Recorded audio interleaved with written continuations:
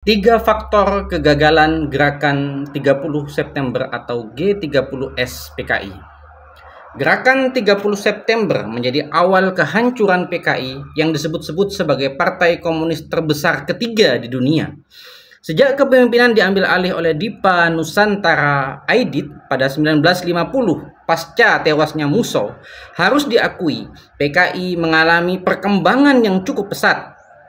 Dalam sidang pleno kedua CCPKI Desember 1960, Aidit menyebut partainya memiliki 2,5 juta kader dan telah berhasil mengorganisir 7 juta petani di 42.570 desa.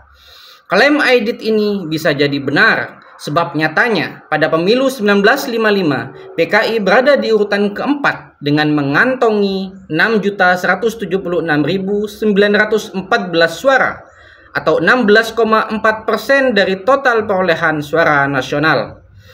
Aidit seperti unjuk kekuatan dan hendak mengatakan, andai pemilu diselenggarakan sekarang, maka PKI akan melampaui tiga besar. PKI memang besar sebab ia menyusu pada kekuasaan, dan dengan cara itulah Aidit menghabisi lawan-lawan politiknya.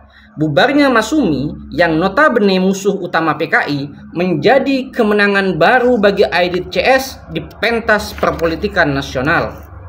PKI merasa berada di atas angin, tak memiliki saingan.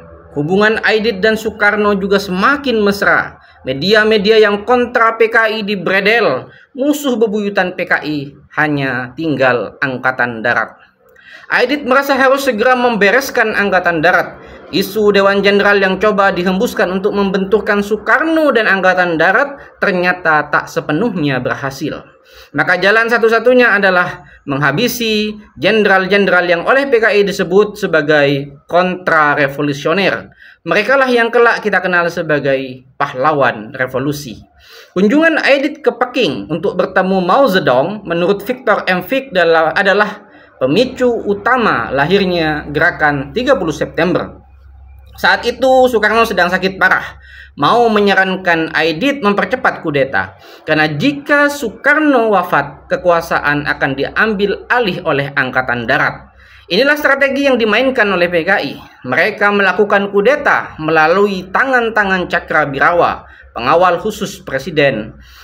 Pasca kudeta diharapkan akan terjadi chaos di tubuh Angkatan Darat, dan di saat itulah PKI akan mengambil keuntungan. Sayang, skenario PKI gagal total. Setidaknya ada tiga faktor penyebabnya. Pertama, meski PKI berhasil masuk dan mempengaruhi sebagian personil TNI terutama AURI, namun kesiapan PKI dalam mengamankan aset-aset strategis sangatlah lemah. Dalam waktu cepat, RRI dan Halim Perdana Kusuma yang menjadi markas PKI berhasil kembali dikuasai oleh Angkatan Darat. Kedua, kudeta yang dilakukan PKI terlalu dini. PKI merasa kuat, tapi ia lupa kekuatan Angkatan Darat belum bisa dipatahkan. Kudeta PKI yang memanfaatkan sakitnya Bung Karno justru menjadi jalan bagi PKI untuk menggali kuburnya sendiri. Ketiga, organisasi PKI tak serapi dan sedisiplin Angkatan Darat dalam menjalankan tugasnya. Dekrit Dewan Revolusi yang digaungkan PKI pasca kudeta hanya menggema di Jawa Tengah, karena memang daerah itu adalah basis terbesar PKI. Tetapi tak berselang lama, upaya PKI untuk merebut kantor pemerintahan bisa digagalkan. Langkah cepat diambil oleh Angkatan Darat bersama rakyat. Unsur-unsur PKI yang berpotensi melanjutkan amanat Dewan Revolusi segera dihabisi.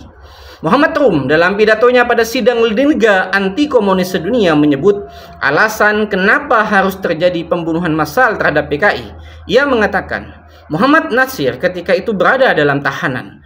Ketika beliau mendengar terjadinya pembunuhan-pembunuhan itu, beliau mengirimkan pesan kepada teman-temannya, tokoh muslim di mana saja, untuk tidak melakukan pembunuhan dan menghindarkan orang-orang untuk membunuh.